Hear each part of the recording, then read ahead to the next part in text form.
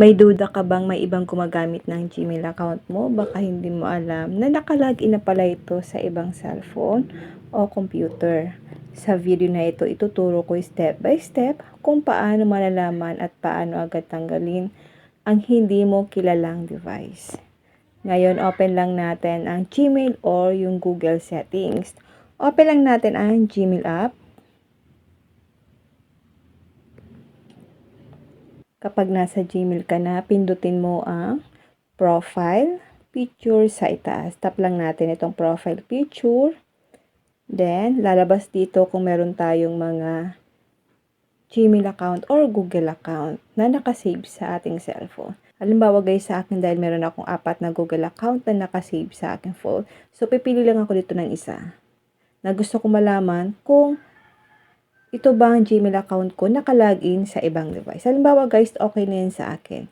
I-tap lang natin ng Manage your Google account.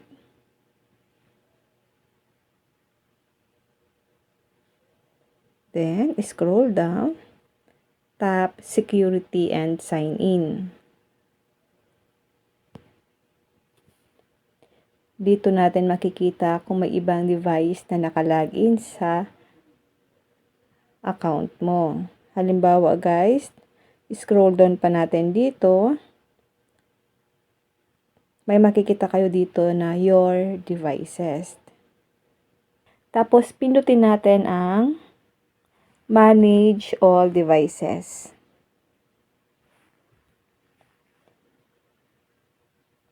Makikita mo dito lahat ng cellphone, computer o tablet na nakalagin sa Gmail account mo. Halimbawa guys, sa akin nakalagin siya sa 2 device. Pindutin lang natin yung devices na hindi natin kilala or nakalagin siya sa ibang device. Halimbawa, ito tap lang natin.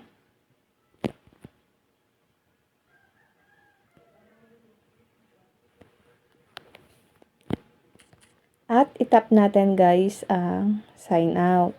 Once na naka-sign in yan sa ibang device, hindi nyo naman talaga guys kila. Tap mo lang yan. Sign out on. This will remove access to your Google account from the device. Tap lang natin ang sign out. Na-sign out na po natin. And back lang natin. Ito guys, kailangan nyo po itong i-turn on sa inyong mga Google account. Kailangan guys, naka-turn on ang 2-step verification. Mas mabuti rin kung i-on ang step 2 verification para mas protektado ang account mo. Tap lang natin ang 2-step verification. Tap turn on verification. Turning on step verification.